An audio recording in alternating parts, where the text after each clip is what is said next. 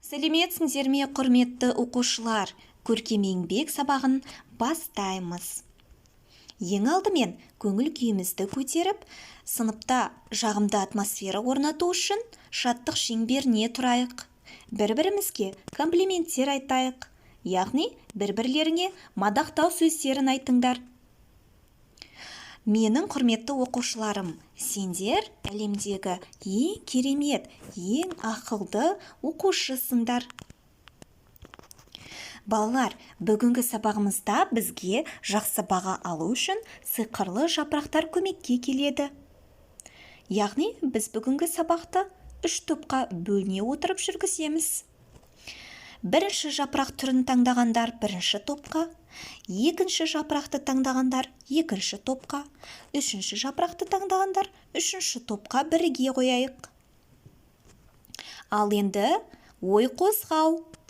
Барлығымыз бүгінгі сабағымыздың тақырыбын болжап көрейік. Жұмбақтардың шешімін тауып көріңдер. Көк лағым көгенде жатып семіреді. Бұл не? Ойланыңдар. Бұл жұмбақтың жауабы қарбыз. Келесі жұмбақ. Шықса көк, түссе сары. Бұл не? Бұл жұмбақтың жауабы жапырақтар. Балалар, бұл екі зат табиғи материалдарға жатады. Демек, бүгінгі сабағымыз табиғи материалдарды жинақтау және аппликация жасау. Аппликацияның не екенін мен қазір сендерге түсіндіремін. Табиғи материалдарға, балалар, жапырақтар, дәнді дақылдар, қауын, қарбыз және оның дәндері, шөп, емен ағашы, асқабақ тұқымы сияқты көптеген табиғи заттар жатады. Әсем бұйымдар жасау үшін табиғи материалдардың қасиеттері және олармен жұмыс істеу тәсілдерін меңгеру керек. Табиғи материалдар өте түрліше болып келеді. Олар иілгіш, қатты, жұмсақ, кесуге қолайлы, кесуге қолайсыз болып келуі де мүмкін. Әртүрлі табиғи материалдарды пайдалана отырып, түрлі жануарлардың бейнесін немесе басқа да бұйымдарды жасауға болады екен. Біз бүгінгі сабақта сендермен осындай жұмыс түрлерін жасап көретін боламыз. Ал балалар, аппликация дегеніміз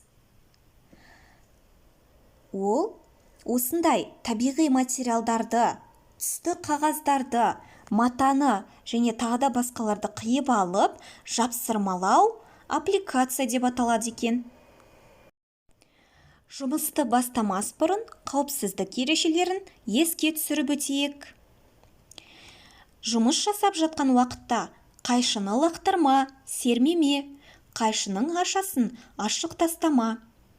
Қайшыны партаның оң жақ жоғарғы шетіне қой.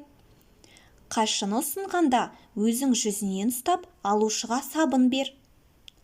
Желіммен жұмыс кезінде партаның бетіне төсеніш төсе. Желімді аузыңа, көзіңе тигізбе.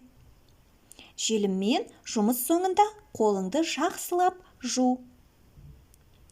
Ал ендеше балалар, бүгін біз қолдағы бар табиғи материалдан жануарлар бейнесін жасайтын боламыз.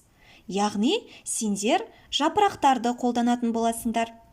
Қарап отырғандарыңдай, жапырақтардан кірпіні, көбелекті, құстарды, балықтарды және басқа да жануарларды жасауға болады екен. Ол үшін сендерге қағаз, желім, қайшы және жапырақтар қажет болады.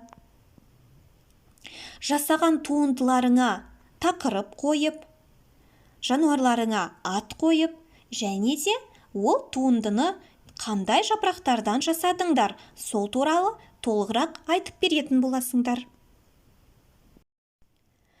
Балалар, бүгінгі сабағымызды білім гүлі әдісі арқылы қорытындылайық. Сабақты жақсы түсінген болсаңдар, көк гүлді, ал сабақты орта деңгейде түсінген болсаңдар, сары гүлді, ал тақырып бойынша әлі де ізденулерің керек болса немесе түсініксіз болса, қызыл гүлді таңдайсыңдар. Сабақ сендерге қызықты әрі түсінікті болды деген үміттемін. Сабақ аяқталды. Сау болыңдар.